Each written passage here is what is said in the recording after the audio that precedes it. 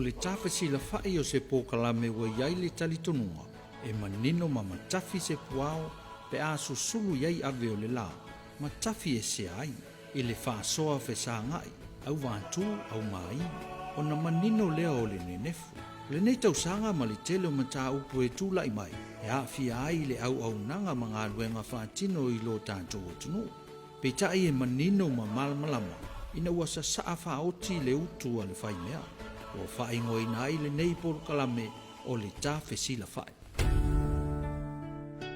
Faatalofa atu i le maimoa faafoga o tatou atunuu i lenei foʻi vaiaso o lea ua toe taliu mai le tatou Polokalame o le Tafesilafai i lenei foʻi tausaga fou ia ma o le avanua lenei ua fiafia foʻi ua feiloaʻi ai ia ma le Afioga i le Minisita o Tupe a lo tatou malo le Afioga ia Mulipola, Anarosa a le Molioo ia o wā foʻi ia le tele o mataupu e ao ona manino i ai le faafoga ma le silafia o le tatou atunuu ia faatalofa atu i lau Afioga malo le soifua manuia malo foʻi le ona saʻi tiute mafaiva o fiaga i ai ia taea manuia maui ia a mai se foʻi le paia le matagaluega ia faapea foʻi ia le Polokalame le Tafesilafai ia o se laolao tāua foʻi e faatalofa atu ai le paia o Samoa i tulaga faalupe ia mai lava i le tapuaʻiga aiga salevi ia o le tapuaʻiga ai afua mai mauga i tinā ma tamā matutua o loo tapuaʻia foʻi faiva o tatou atunuu a o alo i tiute ma galuega o lenei aso ia mai se foʻi lenei vaiaso ia e mai se Samoa o loo faapena o taputapuaʻi mai atunuu e mamao puafia lava le vaega o kelope o loo maua mai nei faasalalauga faamalo soifua ia malo faataisa mo le Afioga ia ae ta amata maia i le poloketi o le miliona se amata atu ai se fesili o le fatoʻama ai ana saini ia le 15% o le selau 5 afe foʻi lea e atoa i ai ia le 12 o i tumālo o faatofusia i le seleni lea e faapefea le tulaga i tumālo ia na au mai le lisi e lē mafaiga toe faasafua atu i ai se seleni o fea o taʻoto ai le mataupu lea lau Afioga ia faafetai maui ia e ai au tautonuga o pesili nei e agaʻitonu lava le Afioga Minisita loo pitaitonu mai ia lenei poloketi ia le Afioga foʻi Minisita ia leota ia ae ui lea o le aʻu tamafai pe talanoa atu i nisi o vaega ia e tusa ai mai faafesili ona e iai foʻi le tiute mai matafai o ia le Minisita o Tupe i le sainiga foʻi o feagaiga lenei i le vā o le malo ia mai tumālo o faamaliaina toe foʻi se faamatalaga i tu ai le tatou paketi muamua tatou paketi muamua ai ai tonu tatou sutasi miliona na lo i ai le 10 miliona tesimai se lau afe o loo i ai a tatou lua se lau afe ai tumālo e 5 sutasi o tupe amata lenā tupe faavaena mo i tumālo e 5 sutasi o le talafiafia o maeʻa o le faamatuu uma ia tatou taʻilua se lau afe ma o le 10.2 miliona na i totonu o tatou paketi tatou lua i paketi o le tāua le 2 se lau afe lenā o lea ua mautinoa ai le iva pasene o tumālo ua iai a latou ofisa tutotonu i totonu i tumālo taʻitasi e le gata i lea ua iai e tagata faigaluega i toʻatolu ua faatū foʻi e le Afioga le faipule o i tumālo taʻitasi a latou foʻi komiti faatotogaina foʻi ia ofisa tutotonu ia o le taopaʻiga lea o le 2 se lau afe mai tāua tele vaega le o vaega ia na sainia le vaiaso lenei ia o vaega na 8 miliona mantua foʻi ia o lea ua savalia foʻi ia potolu sulu tumālo leu faasolo a latou o le selau 5 afe a ia i tumālo ia agaʻitonu ai lako administration cost ae o lea e faatino ia tatou iloiloga foʻi anisi o tu malo le fo fa matu o tu le pasa la go su di mafia o va e mai o tato milion o le o a mata fa matu tu a tono le a mai lo fa pisi di nisi fo tu malo lo ia fo i fa pita o le mo fai o fa matu manto fo i a fa ti no ma fa vai o tato pe na malo ele ia se tupe alu tu e au noa mani tu la fono mani fai fa ele mi teta ina e fa ti no ma ai se a e tu fo i mai di poti lo fa mai ele mi fai fo ina tato fai na malo o tu fa tala loa ona ole lima su ta similiona i tato ha ele se tupe le titi ai tu fo ina le processa tato fai na malo le foi la ona ia le komiti le fifilia te tonu ai le taha le matinanta mai ta e ilo ina fai na fa vai e lima taita ina ia tu malo mai ia le tute fo ia le fiona fai pule a be taita fonu o tiute a le komiti fifilia ale fai pule to sufa ia mata ia la fo lima taita ina ile au fai nga luenga to tolu le o le la patino ina nga luenga mole tu malo ai le mata idea o le toili poti man man toko le fama itele ne o le watu tu malo o a lava i a tina e sila fia le tu malo e ave e famo o le na watu faitali watu sa o tonga i le tu malo e fa atino le lato fifili e fua i lunga i mea lo ave e famo mo ale tu malo ele ngata fa mo a fita au bi au pito onga a fa pe ye se tu malo o le fa fita au li pito si o onga o le mama swa vai ya na a be fa mo ese o mala na onga tu malo o le ese ngala luna o le abatu o le sosoani a tato malo male sa o lo tonga male filfilinga sa o loto ale tu malo e fa vai lunga i lato so ala pulenga o no o mai te tono le tu malo o mato fa mo ia o fa fita au lia a fa pewa o oma e le o ngafatia le fa a totonina o pili o va e ma uma ia o lo fa tatia tu tono o le tata wala fuale ma le fainga fa mai lea e lima taita ina e iai fo la so ta inga o fainga fa mai ne nga ile tato pathway for the development of Samoa. Matuata i ala mo lumana i Samoa. O lo o mai o ai fa alau te tele. Tūlanga ta wa oma. Tūlanga ta soifua maloloina. Tūlanga ta sisi o mama. A fita auli me tau social issues. O vaenga lau te tele le na. E watu lai tū malo. Fili o tō. O fea o vaenga lau te tele. O avea ma se whawhita o rionga i to tono i tu malo. O ina fai ape lato wha amombo. A to ina mai lale lato proposal lea. E iei le komiti. O komiti ga ilo o le komiti e iei uma wha aululunga. Wha aululunga matanga luenga te itasi. Lato te tilo. Lato te vavaai. A wha peo se mta o kutau si o manga le a mai eile. E iei le leo. O le whaururunga si o mama. Wa ai po iei me le. Wa ai o le iei le funding le malo o le wa ia. Le wa iei so soani le. A be se mai la. A pa pe se mta o putau soifua malo loina. Ia e iei le leo o le. O le whaururunga o le soifua malo loina. O le ta ua la le o komiti lea. O lea iei uma le saufa inga. O matanga luenga te itasi. E la tau te screeninga mai ilo vaenga umai. Ai le i wha amatu umai. I ama ua Minisita. E whai ele maa saini ngāri. Ina ua umana ilo. Awa o poloketi ne. E le la si ngāri itua. Mautinoa a wha apea o le poloketi lea. E a luse la wafe. A le toi pōma la e. O le mpatino la si ngāri komiti.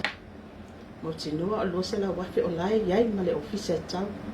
Ia, patino o le mata wasesi. O le ala iai tu malo. wa am whamatu lo se lawa. Ale se ofisa. Ta ua ia la. O whainga whaawai. E lima taita ina ele pati nonga le atina ende. E leila se senga lo se lawa. Ma le tasi miliona. Tasi miliona wa uma fo ina vai se lau lima sfulu wafe whamatu. Operational cost. Valu se lau lima sfulu wafe tasi miliona. Le tutoa iai. Ai le ifa matuuina le afa le valu se lau lima sfulu wafe. E te tau na tuuina mai e le tūmalo le lato proposal po le lako district plan. Tasi tausanga. Ma le lima tausanga. E te tono le lima tausanga. E le ke sota inga le polo ke tire tono tasi tausanga. Anga i tausanga lua, tausanga tō, tausanga wha. So, e le ke sota inga lona winga. E le whaingo fie le ilo ilonga le komiti. E te tau ona iai umai tu umai. Ia, ona sua foi la ia le process masam. Au mai le matanga luenga tupe. Whaatino ngā luenga su e tusi. Ia, whatu ampailoa ma dispersa ngā i tu e teo ngā tupe tu malo. E tā ua le whailoa tō vaenga ina. E le whape whailoa se ni ngā lima Afioga a Minisita. Ia, ona whaingo fie lola, i o taimi ana e o komiki e lo ngā lui tu. Ai, o se whainga fō, o se atina e fō, o iai le nganga le tō ale whainga malo, ia iai le sao tangata o. Ia tuu atu i tua le tiute manu tawhai o. Ia iai ia le sao o e o i tua i tō malo. Awa iai tato nunga tato malo. O le tofu sao uma o tangata uma po o siti seni. Tangata anu uma o se atunu. O le opongi le nā o se atina. Ma o le manuia kau nā se atina. O ngā ua iai lo sao tā ua. Ua iai lo sao tā ua e tutono le atina. E o se, wa umi le tala, le tali atu, a le tā ua, o le whaamanui nonga ato vaenga. Umai, e peila e anga, e lau pesidi anga i tō malo ia iai ia e whaapitau. Ia, e whaetete tato malo. A wa le mātou ti tilo i nisi o whaapitau. O whaapitau i whaaloto i whale, mau. E le se tiutia le malo, le watu e toi. Fo ia whaapitau li whaaloto i whale. E whaetete le malo. Wai, o le malo i lam tiutia mana matawhai oi, o lo tu matila. Whaatino whain whawai. Tu atu i tua whain whawai. Lima te ita ina i whaatino. Au le whaatino. O lai lima maa au. O tu malo. I lunga o le lato filifili o sao loto. Ma ia ma whaifo. O ngā sosonga ia la fua o lea o mauna tu inatu. So e la whawhitau leo nesi tu malo. O mea tau komiti. Ia, o mea tau komiti. E kau leo ako leo. Le malo e tau fofo i whawhitau. O loo iai le tō whama le whaatanga. E tō tono i tō malo. Le sao fa inga po le ngā le whai pule. E whawhoa la mea ai. Ia, a lea pe wa tu ina mai ia tusi. E le mwhai fo ina o na po ai le wa ai. Ale, whai ngā malo. E o mai pe whaatantai noa. So ala pule. Pe malama mai. A wātu au mai. A le nau ta inga tātou malo. Ia tino. Ia o whaamanianga nei. I tangata lai tu ato le whaipule. I tangata ia ele o iei se au tasima. O le nau ta inga nā malo. Aua le avea ke se inga le whaipule. Ma le maisi sui au tu malo.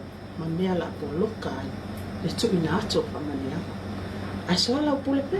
O lo whaatino ai soa lau pule. Ele fiupo i malo ai soa lau pule. Ma le nau ta inga. Aua le tu whaatala loa. O le vaai fo ia le tātou malo. O le tāua ia o le tamā o le tūmalo. Po le tina o le tūmalo. O le taita. Taita i o tūmalo. O le vaainga a le tūmalo. Ai ai se mi whaakitau leo ngā. O ai e suru i o tangatano. E suru i whaipu. E suru tamā o le tūmalo. E suru tina o le tūmalo. Ia, ai apape iai le ese a inga lea.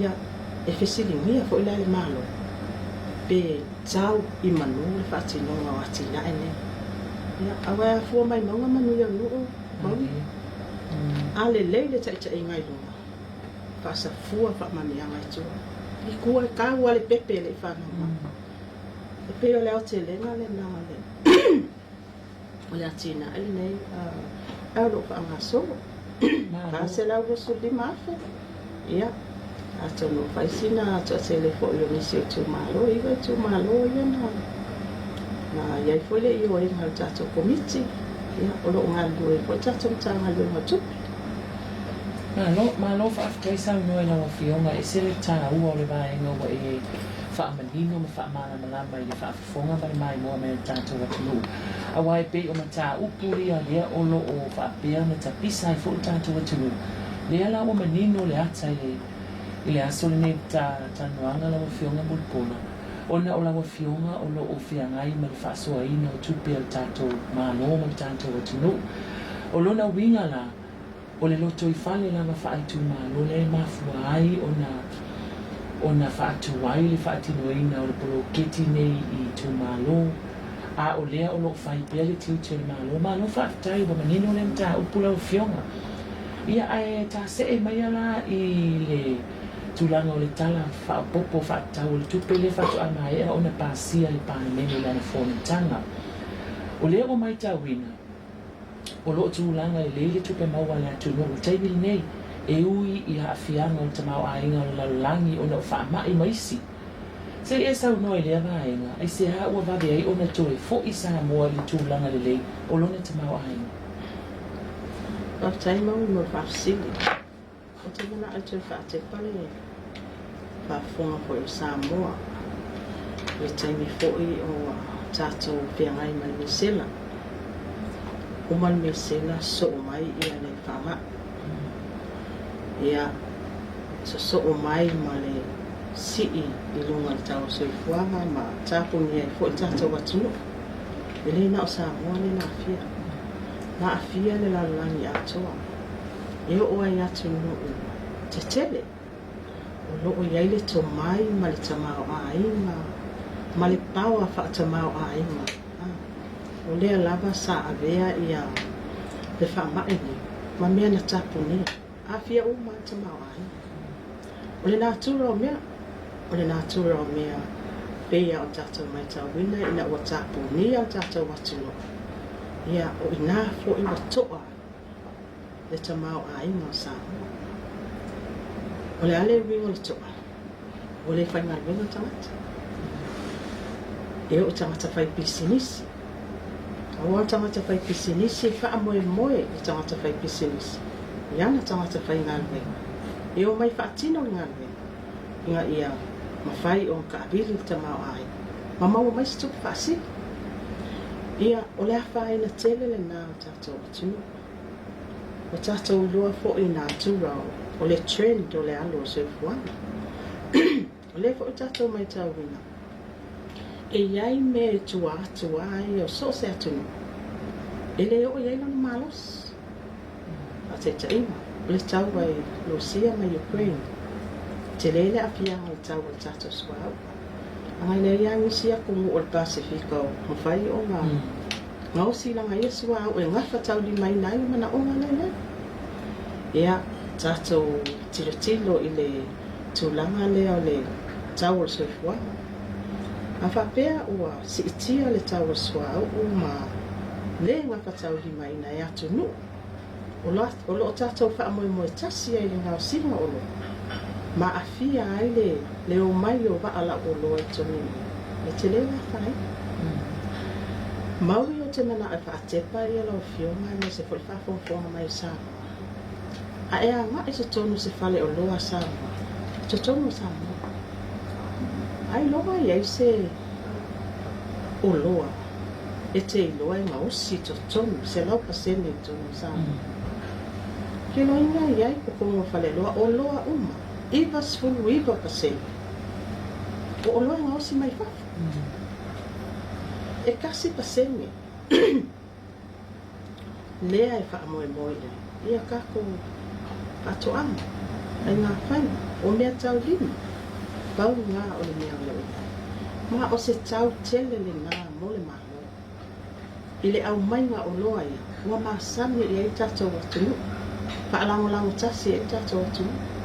Olo no we. O se tasi ia whaamanianga tātou poroketi ni. Tātou toi whaafo ia tātou tangata.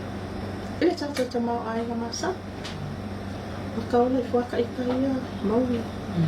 Ia, whai mao mau. Whai whato anga. Ia, whai ia me tua o lo. Whai la fu moa. Ia, o tātou baba ai e nā aso i tātou mātua. Tangi e lima. Tangi e lima. Ai, o whaamai fwoi. Ia, e se soi fua mālolo i nā tātou. My grandmother, se lau mai tasi tau sanga whato au mari. O le fesili le nā e fesili pia, a le waba ai mai te mine. O tātou wha amai mo e tasi o loa mai wha. Ai bawala ta mau ai ngō Samoa. Ona ele ele. O le sami, o le bao matua. Ia tātou baba ai. Tele o whanua i tō mari, ele o whato aina. Ele o leo ngala le miliona. O nga ia kako mau tinoa. E ele kaini kako ke o ako i kongolo e whale alua. Wa ia ile 5% o loanga. O loanga whausia e ko kongo Samoa. Ia, o le kako ke whaamai mo e tasi e wha. Ono no vinga. E le ia se kako control. I le tau o soi fuang. Pe a whaapea. O le kako ke whaamai mo se lau pasenu. I le alaisa. I le pakeka. E sao mai wha. I le moa. O le aunga ngā kako. Ati nga ele milio. Kako koe o le mea o sao. Ia. E pei o le au te lenga le nā. Kako wofo i lai le suau o mal pensi. Ia. O no o. Ia le taimi sa. Mato tatal no pasoa i mai mato tanga lea. Pe iei se awala me whaientu i titia tau o pensi. Mato pati no le analysis. E iei vaenga tau o pensi ni a sui. Sui tu la fona.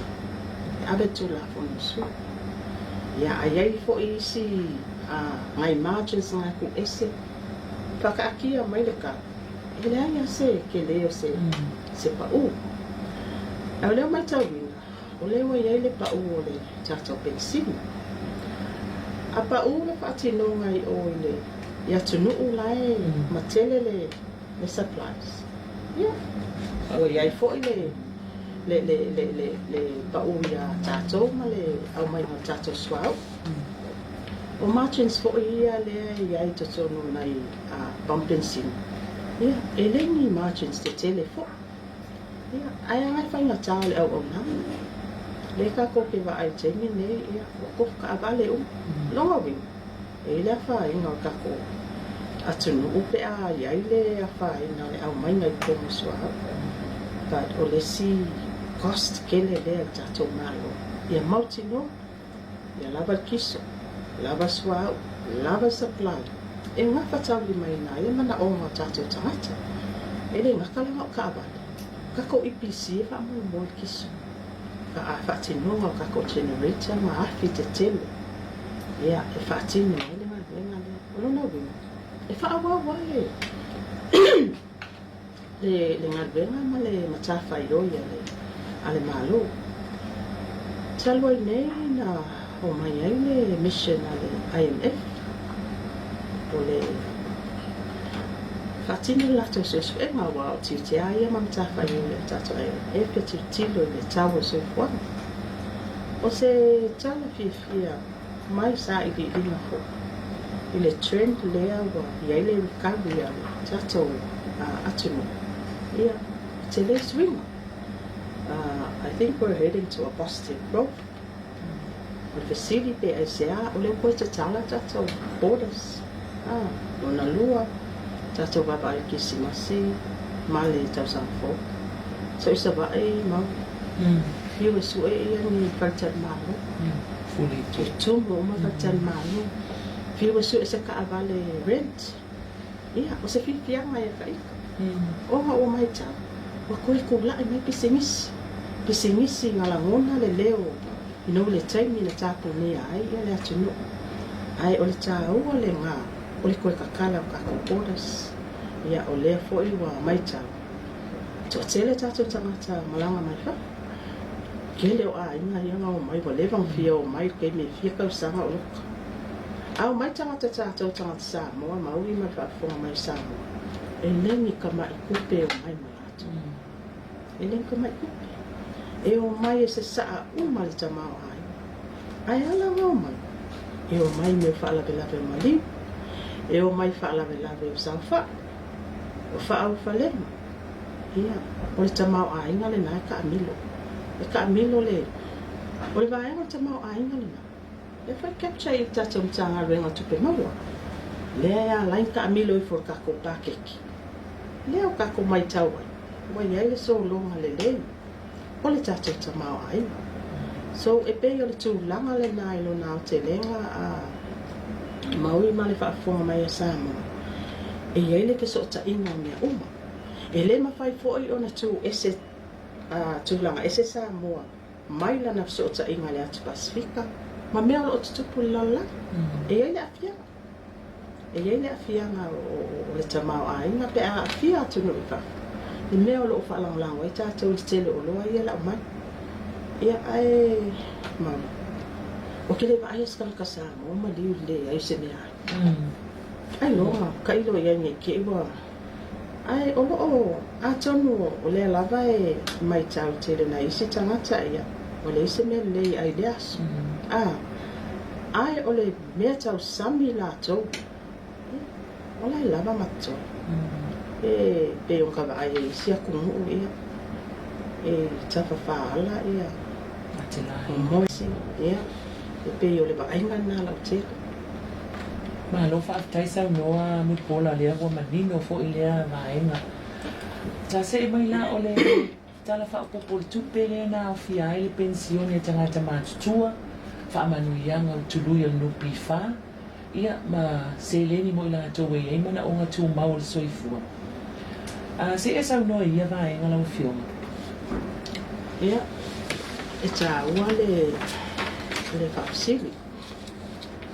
Ai ai ni tupe faasili al tātou pai ngā malo, ma mai se lava ia nisi po i peo na ele nupi wha.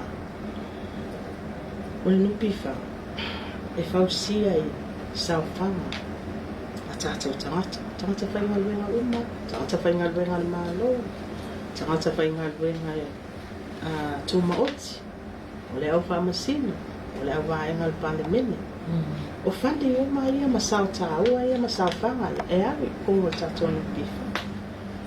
Ia, ma whaatino fōi ia ngā luenga tātou nupi wha ia ngā investment ese i aseta ia tunu i whapum Samoa ne. Ai e nani whaasili ngā mani ngā ngā uma. Mai totomi kore lana ia fōi ia tūlāfono.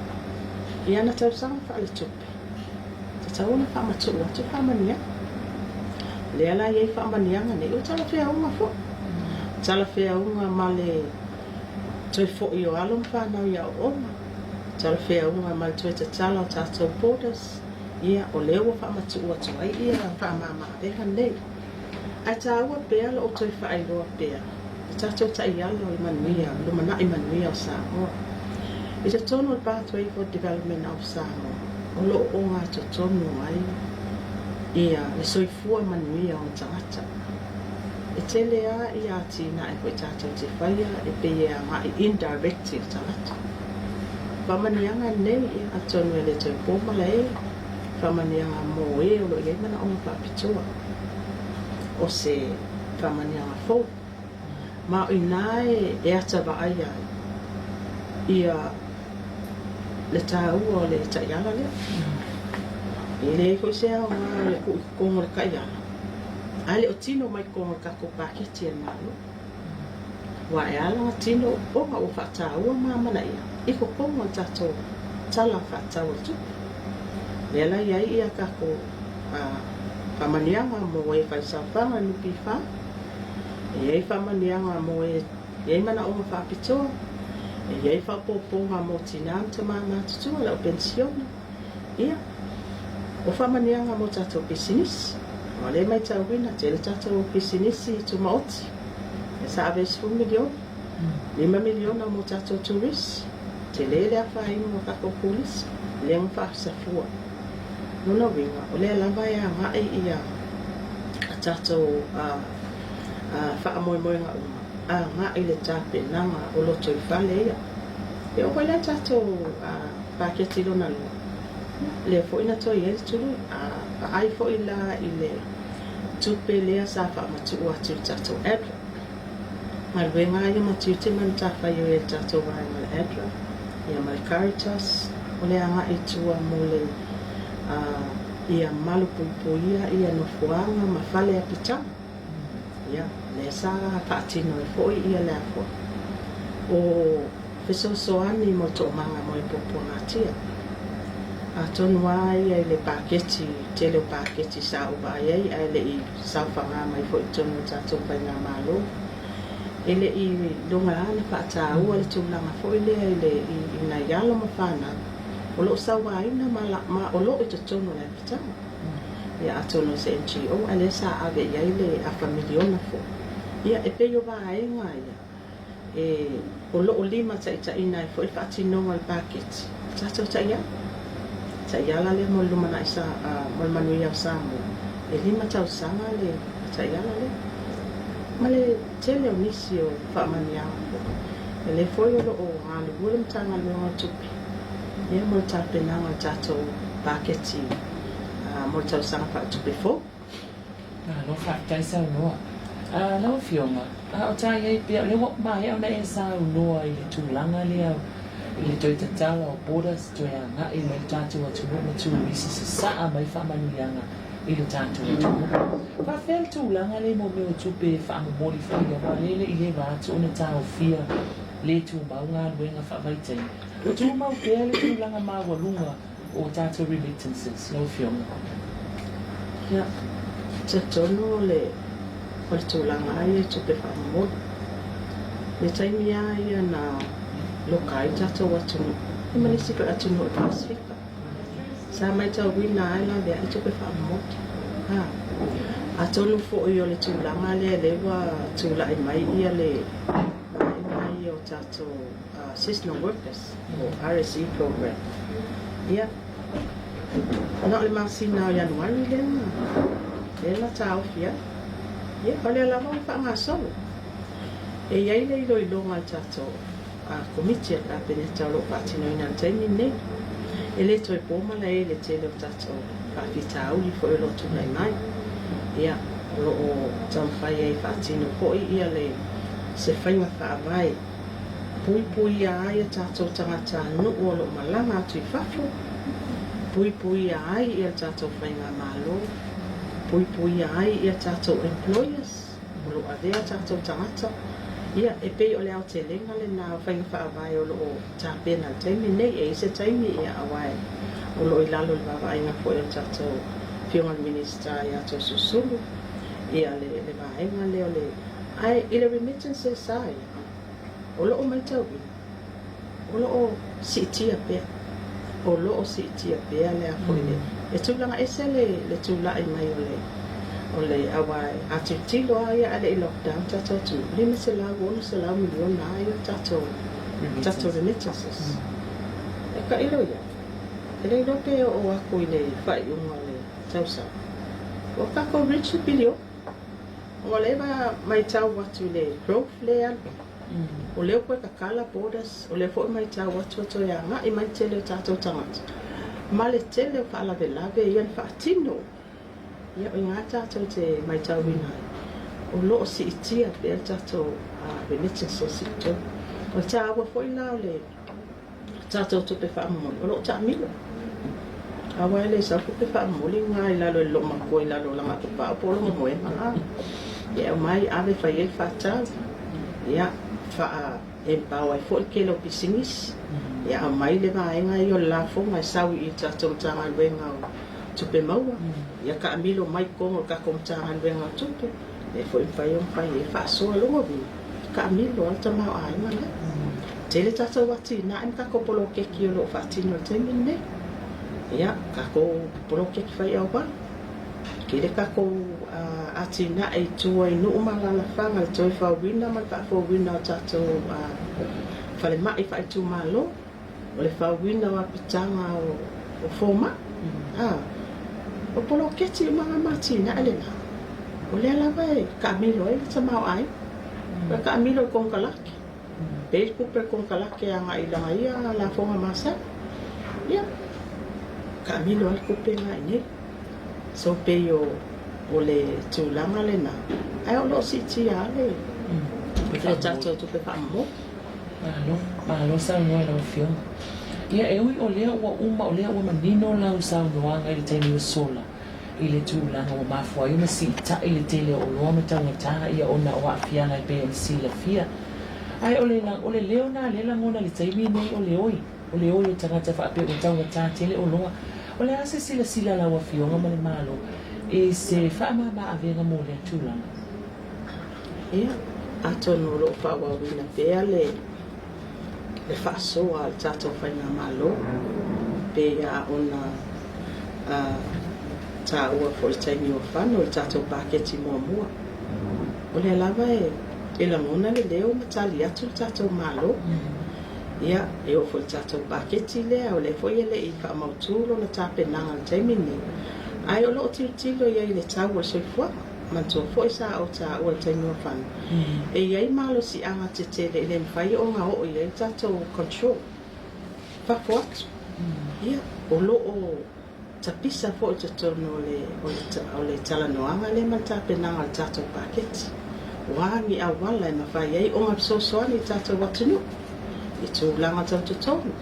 I tūlanga tau pisosoani e tu watu i tangata whainga luenga i meo business to maut o sa o te noanga nā lo whaatino i nā teimi nei a ole au te lenga pea pa mautu tatou paketi ai ole whautuanga ma le tua lalo masan ia ole au nganga tatou whamaite nei whaatino o tatou poloketi nei mātina e le polo fesa se tasi po yo mato Faatalanoaga i le Polokalame le taimua. A mato wa ngai ai o le usapi. Ia, polo fesa le sili mai a mato. I le mako fai ako kanka ke le soifuanga. Ia fesili mai polo fesa le. Fesili ai le si sui o le mako se. O le ake leo whangua ngai ke ngofo. Ia kali le afa eka. Se eka o mai a pe fia whaima. La au ngai ko koi kuolo. Lau afa eka. Ai kari mai sui le. Mal fale.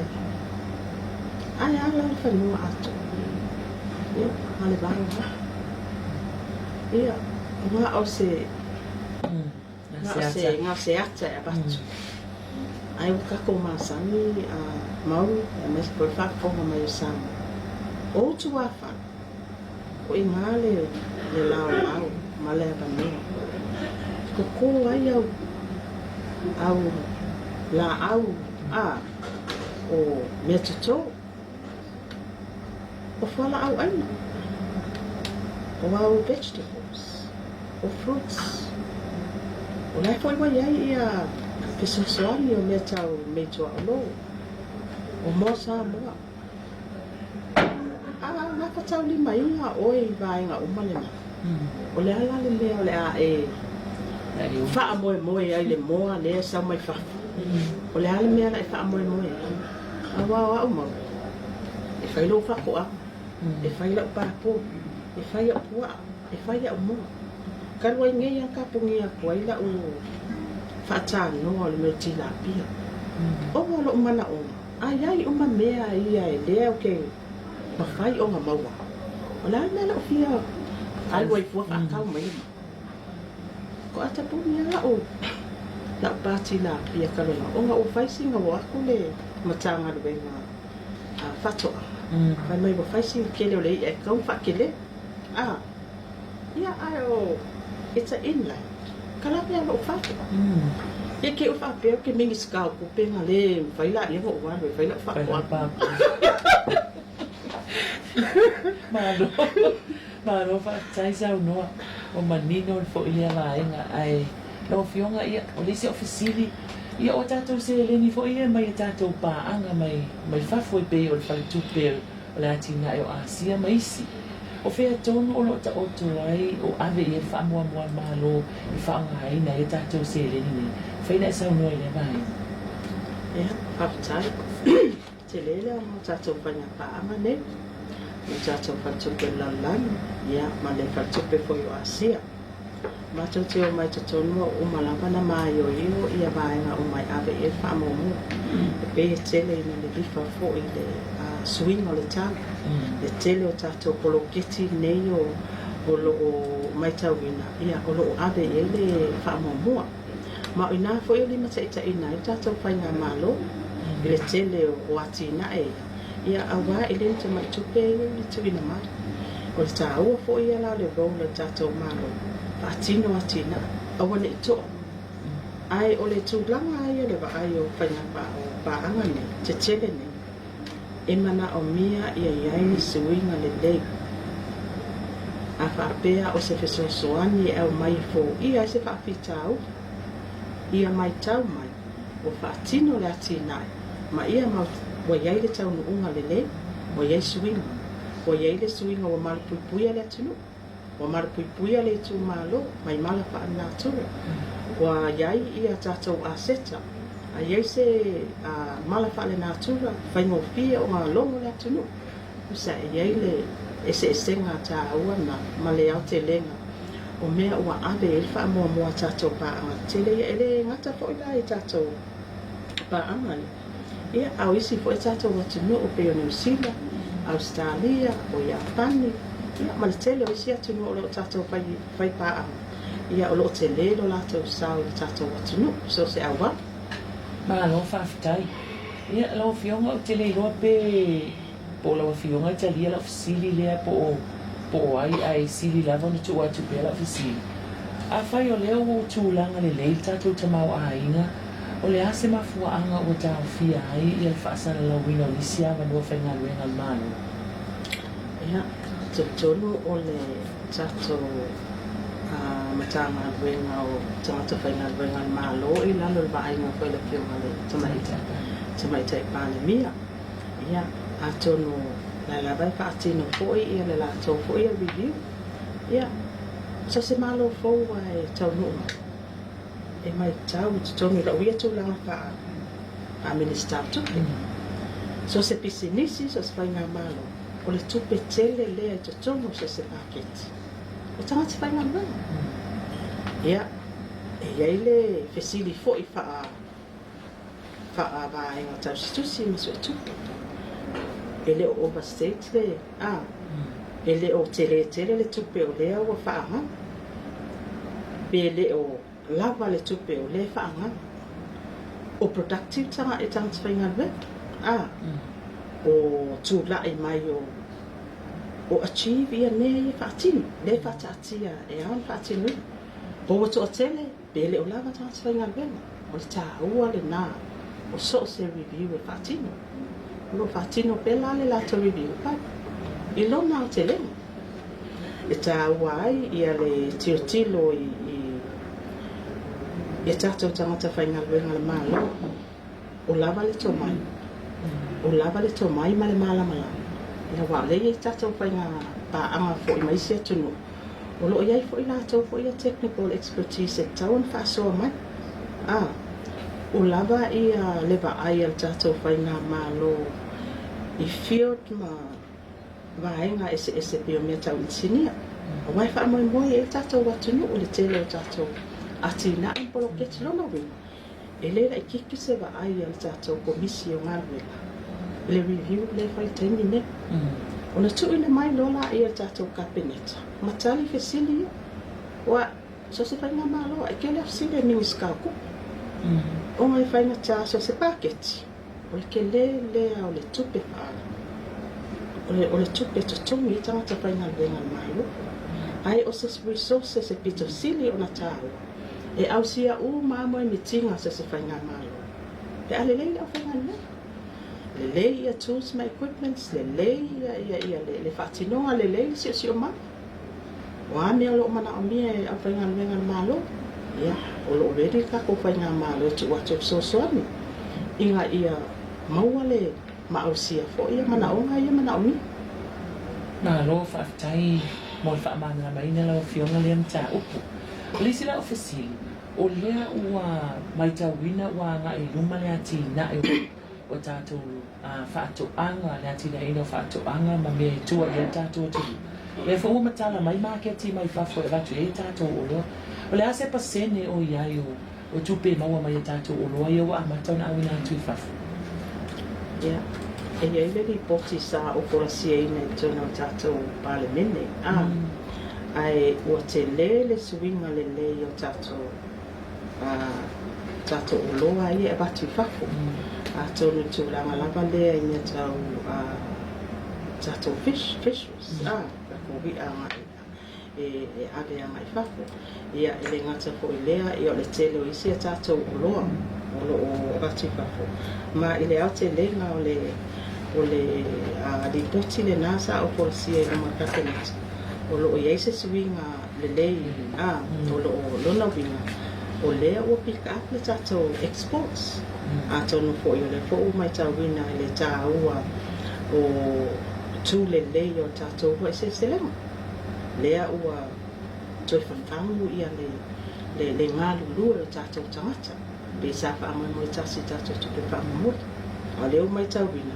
O lea ua atu le mālo, a watu mea whainga wena. Whaau Sofia i ngau ai aku lesi whai Faatoaga. Ua maua tupe lesi whai Faatoaga. Ia al ngā luenga ia tū mātila, al ngā luenga na tiu tel mālo, e ala tū tātum tā ngā luenga Faatoaga. Le batu me whainga luenga. Whama ite ma whai le whaatino le ngā luenga. Le fwoi lawa tū lai mai ai ia tātou au whai Faatoaga. Le waf soani tātou export. Awa le te boma lai e ke lea i lunga kako trade deficit. O ngā aisea, ia e pasfulu varu pasenge le kako ke whaamoe o loa mai whafu. Aela i kiki kako export se awe whafu. O le tiute la tātou malo, ia kam whai e koso i lunga kako export. Kau ko i kiki e kako whaamoe tasi. Ia, o le sao le nao tātou tangata. E ala i tātou koloketi e nei, ia male ngā luenga fo i whama i tele Afioga Minisita Faatoaga e ala iwa se selenga. Ia, lea o lo whaatino ina le teimi nei le tele o i tūmalo. Ia, lea o mai tau atua, ia o te le suinga. Ia o fo i lai vaenga i o whainga whainga. Tele o tātou wia ia a watu i whako. Ia, o nisi nā i tūlelei o tūlanga lewe e nei tātou o loa a wina atu i whako. Whaftai. O le tātou one government grants o whaawa upea whaasoa lea tātou mālo moa o ngā lea tunu. O lo whaawa upea, taloi nei, ia o le poisa abatu i luma le pepa le tātou Minisita wa oha. Patati atu ai fo i le whaasafua ina o vaenga umaia e inisi vaenga o lo tu atu i teu lei mai. Ia, o nā abatu koila i luma ka peneta mono na pasi aloa ia. Mai ia ngale malo, whaasoa masan, ia mtatou wa o ngā ekalesia, e o ai tātou a o ngā itai. O lo o ia le whaasafua tātou whainga malo fo. Ia e tusai fo i le whaatawai, o tūlanga tawa o a tono ke loinga po o le puntanga le vasa fo. O le whaamaoni aloa ia e ko i tātou kabineta pe a mai ane tu watu nisi o whaamaunga o lo mana o mia kabineta. Malo whaaftai sa unua i lawa Afioga tele mata upu sa afsili mia i fo iwa o manino fo i whaafonga tātou tunu. Ai o la afsili muli lava ele i whaamaina tā Polokalame. O lea i ele fono tanga lea e mai ta wina whaapea e te whaamoe e te tu ua i lea tunu ule mai e sofo. Se e sa unua o le ale tā ua lea fono tanga mo le tātou atu no una Afioga Mulipola. Ia, whaapatai maui o le mta upu le awa e kako early childhood development. O le ati na e o whanau la aiti. O te o mai tono tātou whainga malo ia a mai fo i le le whaailoa fo i mātou fo imtanga renga tupe i le Afioga fo i Minisita sai ai Afioga ia siri epa o ia fo isa avea ma suite te fono i le mta apulava nei ona o le ro fo ia te mau ainga ia sa la suite te fono ai ma le Minisita o se fo malolo i na fiti ia ina wo tu la mai la ia o la whaawa wini pia ai i lo via tatonu o se mata o pune e ala yalo mpanga e pa o tonu ai lalo le Afioga Minisita o tinauta mai ta o sa telefoi la o fesili sa pesili nia pia awa mai tau wina e te le o le ta o le iai o le Minisita o Tupe awa atato wo le atina e ina o ala mawhanau laiti so fo malolo ina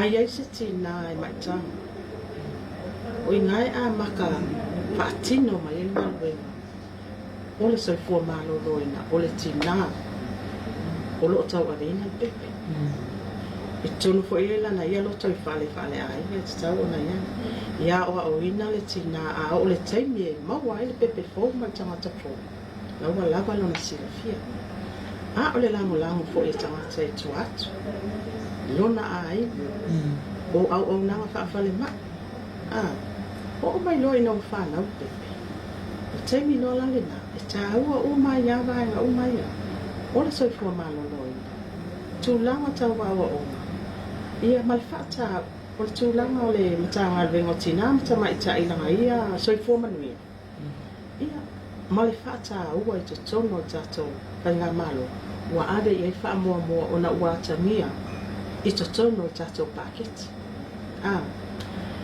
o le mai tau wina soi fuanga i te leo tapenanga le lalolanga o tato mai tau wina whaafita auli i lunga ialo i tangata mātutua o tato mai tau wina fo i whaafita auli i tupulanga talabo a o fesi ai tau meu tūla i mea i whaafita boa lape e tato wa ai i le whaavai o so se tangata soifua ale le ta pena ia le whaamai o se tangata soifua mai ale taimi e iai to tono manaba o tina le iwa masina soifua mai le neila langi tasi le aso a ngai le 5 tausa ai longa te le se whaakesili o se tangata nu pito sili le anta o pia whaape soifua ifo o ready soifua malolo ina e ta pena le tangata soifua